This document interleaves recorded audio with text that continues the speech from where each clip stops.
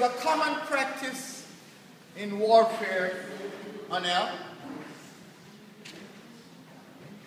Remember, it was not like today. As a matter of fact,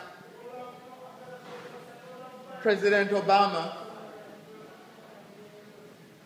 has been coming under some pressure because every morning when President Obama meets with his security people and they present to him and they said, Mr. President, we have evidence that down in Tivoli there is a terrorist who might be of great risk to the United States. They may say to President Obama might say, give me the intelligence. And many times you'll see the picture in the White House where President Obama will be walking across or standing up by the Oval Office or out in the yard with his hands in his pocket. And he'll just come back and just say, take him out. America has cruise missiles, has what they call these drones now. Did you know that? Drones in the air. And he can just take you out. I don't know how they operate. It's still top secret. They seem to operate by radar, by global positioning system. And once you identify that Bin Laden is in that house, you're gone. As a matter of fact, I think the only reason why America sent in men on the ground to kill Bin Laden is because the terrorists, if he had killed him with a drone, they would say it wasn't him in that house. Are you with me? And that's the only reason he had to risk troops to go in and take out Bin Laden so that they could actually have him, photograph him, or else the enemy would have said, that's a lie, never happened. So warfare have reached that level of sophistication. But in old times like this, people, the armies would approach each other, sometimes with a valley in between. And then you would meet in the valley and it would be carnage. Battle axe, things you swing like this. At time they're just barely learning how to smelt iron, you know? How to make spears. It was brutal. So I want you to put yourself there then.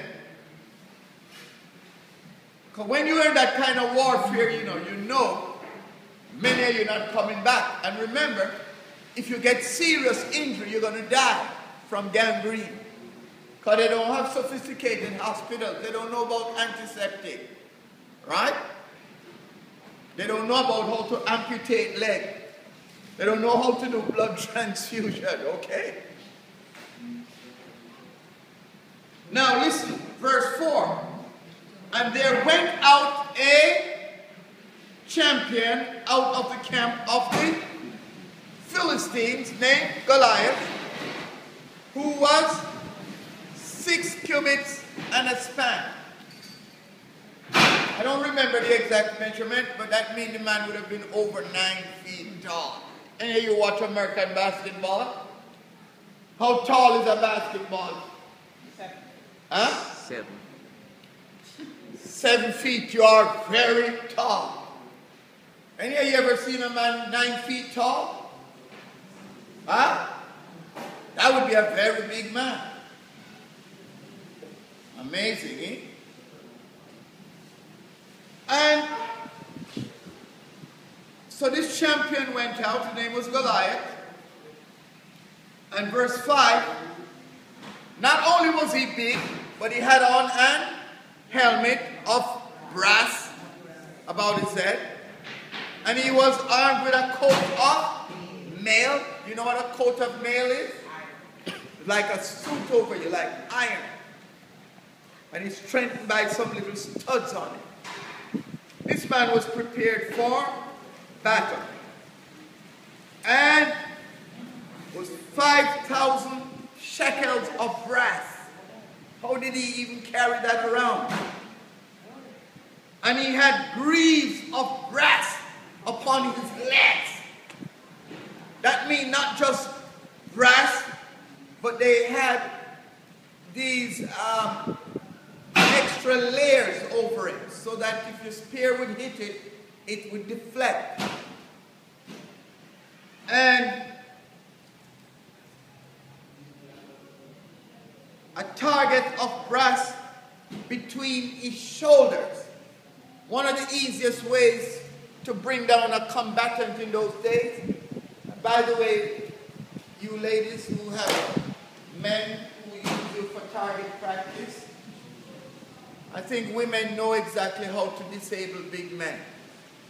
Is that right, Sister Steel Island? How do you bring down a big man? They're not going to tell us. But one of the ways you can bring down a man apart from that other way. The human body has some weak structures, like right here. Like right here. Right here.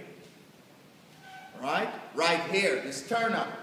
Hit a man in his sternum and brain go right through his heart. But this man even had these areas protected. The shoulders, the knees. Right? The scrotum. He was well protected. I wonder who would go up against a guy as this man. His legs, his shoulders. The spear he had was 600 shekels of iron.